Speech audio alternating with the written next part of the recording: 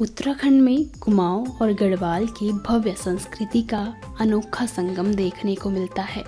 यह राज्य अपनी खूबसूरत गढ़वाली और कुमाऊनी संस्कृति के लिए जाना जाता है।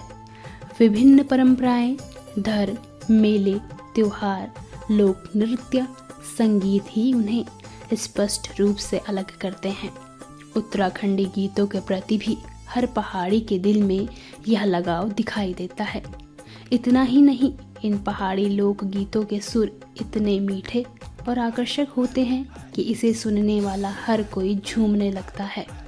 और अब तो हमारे देश की सुंदर संस्कृति को देश विदेश में एक अलग पहचान मिलने लगी है। उत्तराखंड के गीतों में अक्सर देवी देवताओं के प्रति आस्था के भाव को प्रदर्शित किया जाता है तथा दैवीय शक्तियों के विशेष कार्यों का उल्लेख किया जाता है। इसमें ढोल नगाड़ों का वाद्य यंत्रों के रूप में प्रयोग किया जाता है। इन गीतों में मनोरंजन के साथ साथ सांस्कृतिक महत्व को भी दिखाया जाता है। आज हम आपको एक ऐसे लोकगीत के बारे में बताने जा रहे हैं जो कि हर उत्तराखंडी के दिल में बसता है। यह गीत हमें अपने पहाड़ की याद दिलाता है और अपनी संस्कृति से जोड़ता है। इतना ही नहीं, इस पहाड़ी गीत की धुन पर 2009 में बने विज्ञापन में सिनेमा स्टार आमिर खान भी झूम चुके हैं।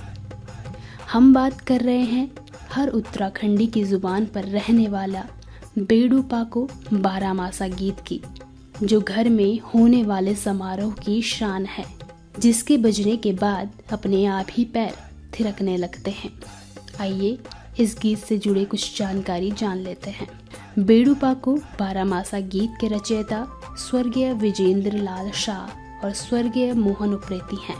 इस गीत को पहली बार साल 1952 में राजकीय इंटर कॉलेज नैनीताल में गाया गया था। 1955 में जब रूस के 2 नेता भारत आए तो अंतर्राष्ट्रीय समारोह में यह गीत गाया गया। तत्कालीन प्रधानमंत्री पंडित जवाहरलाल नेहरू को यह गीत काफी पसंद आया था और इस तरह धीरे धीरे गीत को अंतर्राष्ट्रीय पहचान मिलती गई। यही नहीं, यह अल्मोड़ा के लोगों की माने तो विजेंद्र लाल शाह अल्मोड़ा में जाखन देवी के पास एक चाय की दुकान पर यह गीत गुनगुना रहे थे। तभी वहां मोहन उप्रेती पहुंचे और उन्होंने गीत को पूरा करने का आग्रह किया।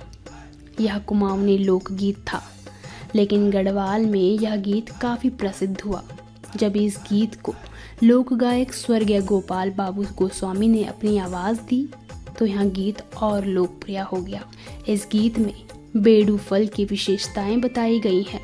इस फल को केवल सांस्कृतिक महत्व ही नहीं मिला, बल्कि यह फल लोगों को स्वस्थ रखने के लिए भी बेहद फायदेमंद है।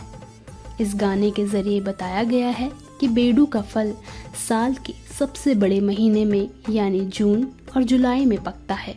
इस गाने ने बेड़ू को और बेड़ू ने इस गाने को एक अलग पहचान दिलाई थी।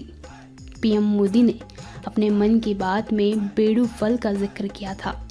मोदी ने फल के महत्व के बारे में बताते हुए कहा कि उत्तराखंड में कई तरह की दवाइयाँ और पौधे पाए जाते हैं जो हमारे स्वास्थ्य के लिए बेहद फायदेमंद है।